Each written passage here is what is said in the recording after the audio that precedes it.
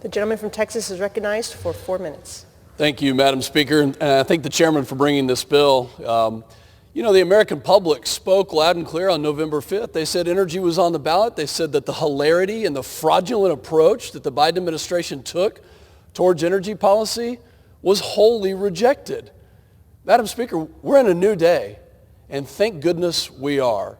I represent the Permian Basin, Midland and Odessa, Texas, and for 4 years, this community was demonized by the president, demonized by my colleagues on the other side of the aisle, demonized for the work that they did to bring affordable, reliable energy to this country. And they did so with an all-out assault. I am proud today to support my legislation, H.R. 26, the Protecting American Energy Production Act. And this is on behalf of every one of my constituents in Midland and Odessa, Texas, who provide the very pen that's being written on by my colleagues on the other side of the aisle, who provide the cell phones and the cosmetics and the personal protective gear that goes into an emergency room. Not just liquid fuels, but using a safe technology, hydraulic fracturing, which was completely falsely characterized briefly this morning by my colleague on the other side of the aisle.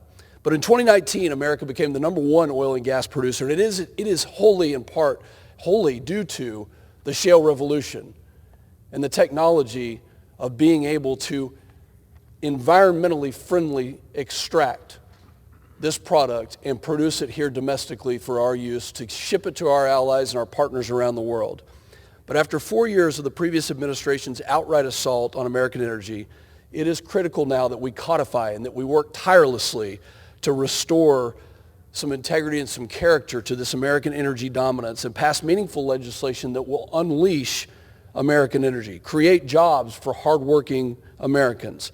My legislation that's being considered today is a necessary first step in reversing the Biden's war on energy and preventing the federal government from banning the use of hydraulic fracturing. Fracking is safe, it is clean, it's an effective way to produce affordable energy and to strengthen our national security. And by ensuring its continued use, we can reestablish our global energy leadership. We can keep costs low for consumers, every consumer, and we can drive further technological advancements into the industry. This bill advances President Trump's rightful position, his pro-energy, pro-American outlook on energy to restore our position as the top producer in the world. Instead of allowing Russia, Iran, and Venezuela to do so, we're going to produce it here.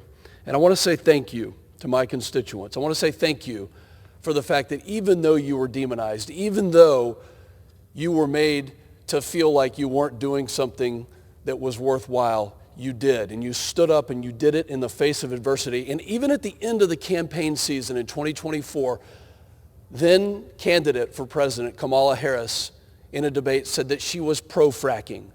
So it's hard to believe that anybody would actually vote against this legislation today, because that was the platform of my colleagues on the other side of the aisle. So today is an opportunity to bring us together, Republicans and Democrats, to codify what we both know has been the major advancement.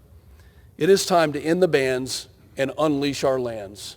It is time to come together, and I'm proud to work with our colleagues on the other side of the aisle, because I know this will be a bipartisan bill. I know that there will be many Democrats who vote for this, and I'm glad that we can do this. Mr. Chairman, thank you for bringing H.R. 26, and I fully support it and urge my colleagues, and I yield back.